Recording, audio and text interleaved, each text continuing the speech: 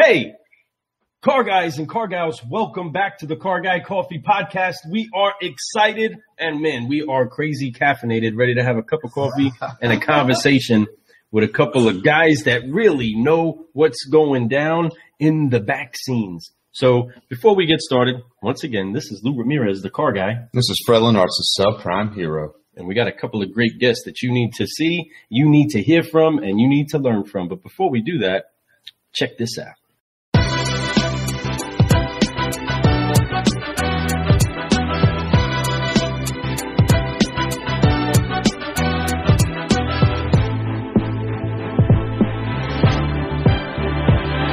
Car guys and car gals, welcome back to the Car Guy Coffee Podcast. It is time for a Car Guy Confession Session. That's right. We have Chris and Nicky with us, and they are going to go ahead and say something that maybe they haven't shared with anybody before. And I would like to say that they probably never shared it on a podcast before. I only gave them a few seconds to come up because we just told them what the section was, guys. So listen, folks, what they're going to be telling y'all is just a quick story.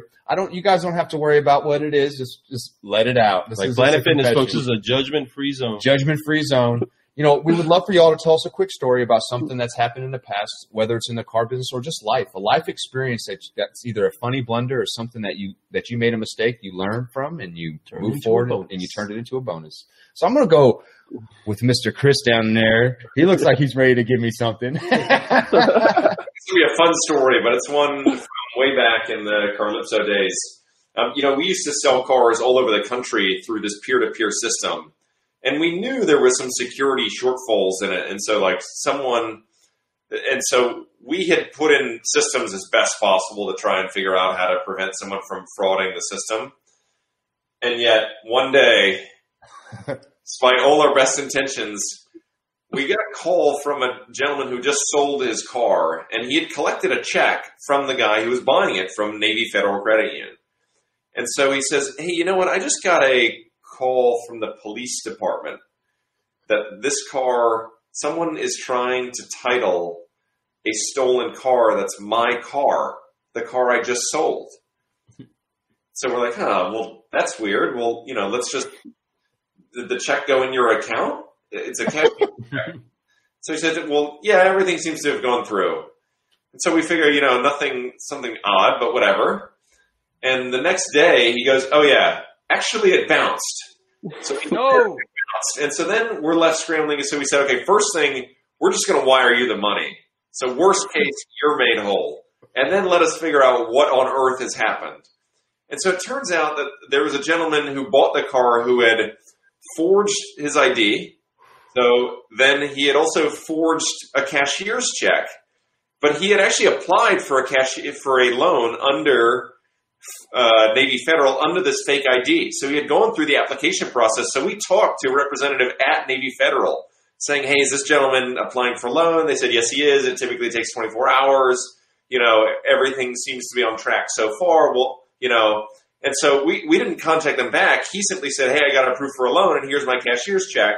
And we figured since everything else checked out, that sort of had worked out, and who forges cashier's checks? And so by our own dumb luck, it turns out that there needed to be a notary on this title. And so the guy couldn't actually title the car. And so he was stuck with this car that couldn't be titled in anyone's name. So he ended up flipping it to a dealership that was next to a prison. And we found the ad on Craigslist for this car that had been stolen under a fake ID that was now under a pseudo dealer next to a prison in Philadelphia. And this Philadelphia dealership also conveniently owned a notary. And so basically he had forged a notary, was trying to fire sale this car. So we called the police and we're like, hey, we found this car. They're like, okay, where are you? Oh, we're in California. Well, if you don't see it, we're not coming to get it. Hang up the phone, pick up the phone again. Okay, I found this stolen car. Well, where are you? I'm looking at it. Obviously we weren't. So then they get there, arrive to find a notary / dealership all in one selling stolen cars, including from this guy. And so they find the car. Obviously, they then call me back and say, where are you? I go, I'm in California, but it's stolen. And then he's like, yeah, actually, it's a pretty obvious case from here. Like the guy had been doing this on a number of cars. And so now Like we had unearthed this crime ring of this dealership who was basically buying these fake cars, and this we found out who the gentleman was who sold it to him was actually a multiple car theft criminal who had also someone else managed to friend through Facebook of a friend where this guy had taken photos of himself in the stolen car. Yeah. So like all the evidence was on social media. Wow, that is a story. That is a story. We hear some car guy stories, and we've heard about fraud. We've heard about this, but that is a layered. Wow, holy guacamole! I mean, you're talking like literally stole a car, used. And I know those Navy checks; those are hard to forge. I see them all the time. They didn't have the wrong color. Yeah, they had the wrong color because we looked at the check and we were calling Navy Federal, and I'm like, I have a cashier's check from you. And I'm like, it's on a blue check. And she's like, we don't give you checks. Nope, it's green. Yeah, that's wow. Yeah, was it the blank check? That was a cashier's check. Straight check. So either way, oh wow. It was very official. I mean, he did a good job in all these forgeries. Maybe someone who's more attuned to checking these things out. But the other thing too is he met the person that was selling the car. Like in this peer-to-peer space, we don't normally have them meet, but in this case, they did meet. So they went through, like he knew the suspect, he could have described everything. And he gave out his actual cell phone, not a pseudo number. So he had his actual cell phone instead of some burner. Criminals are the smartest. He probably got away with it a few times and thought it was just, no problem. I'm going to go ahead and just keep Not running. that time. Not that time. That's kudos to you for catching that guy, man. That's pretty cool. Social media, what a powerful tool. Yeah. True. So what's up with you, Nicky? You got you a little confession you could throw at us real quick? The other dramatic story. You need to imagine, right? We just graduated from business school.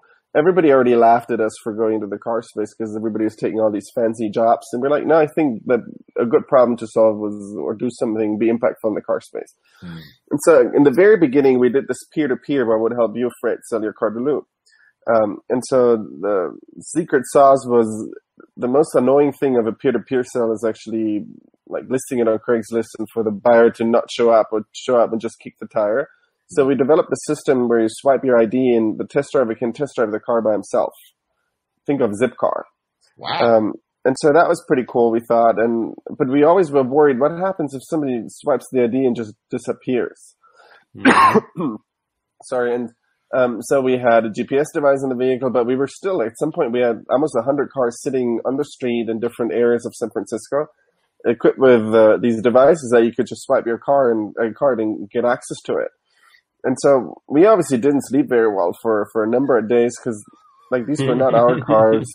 We were really worried, made this promise. And we talked to an advisor and told him, hey, we're telling every investor this is not a problem, but in reality, we were pretty scared. And he's like, why? It's not a question of whether or not a car is going to be stolen. The question is when it happens, what do you do? How many? And we're like, oh, okay. So we go back to the office. Our office was literally a garage at the time. And we're like, okay, so I guess let's assume this car gets stolen. I guess the first thing we do is call the cops. So we actually visit the cops and told them, here's what we're doing. What should we do if a car gets stolen? And they're like, oh, it's easy. Just report it stolen. If you have a GPS device in the car, even better. And you have all the documents, awesome. Yeah, no problem. So sure enough, Chris is at a wedding on the East Coast.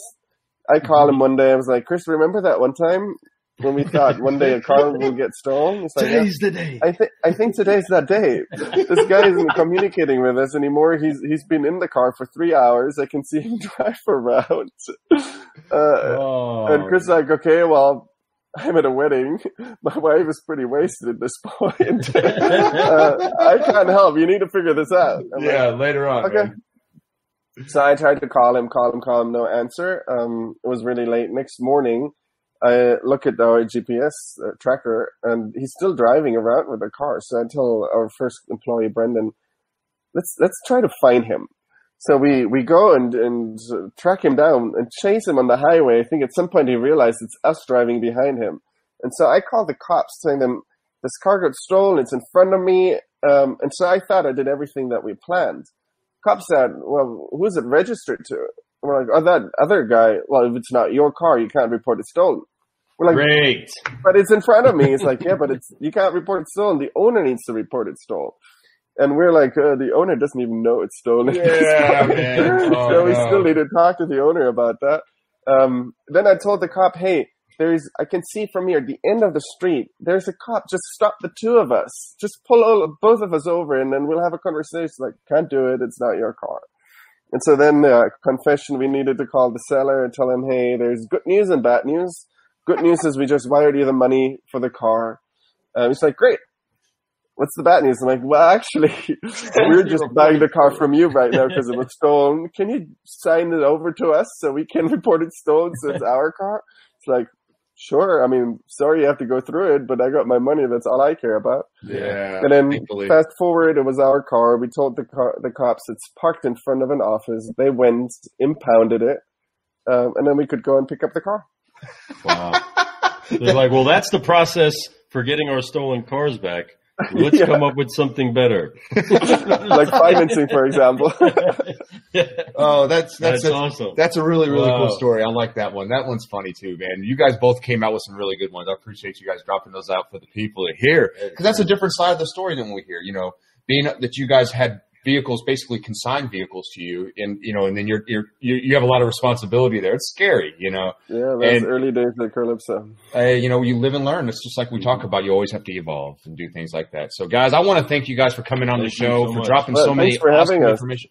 Oh man, anytime. I look forward to the next meeting that we have. We'll be back. We will be back in the cafe That's again, right. And one day, hopefully, you guys are actually here at the cafe at this very that'll be table really with fun. us. Having a great time. Definitely. We're trying to meet put one day and something shake big hands for sure together here in the Bluegrass, and hopefully we can have just a crazy big party of people getting ready for Derby time. So I always wanted to go. Cafe in. You guys need to come out. It'll be a lot of fun. We'll have a blast. We'll go out, celebrate, check out the horses, and watch all the races. It's fun. It's a whole lot of fun. It's a whole 2 minutes of fun. Yeah, the fastest 2 minutes of sports. Yeah, that's true. Well, guys, you guys have a great night. I appreciate your time. Car guys, car gals, check these people out. Seriously, withclutch.com. You better get it while it's still early. Get in there. All right, you all have a good night. Appreciate it. Thanks so much. Appreciate you. Forgive, focus, fly. That's and right. Keep brewing solutions. Yes, sir. Let's brew, everybody. We're out. Thank you.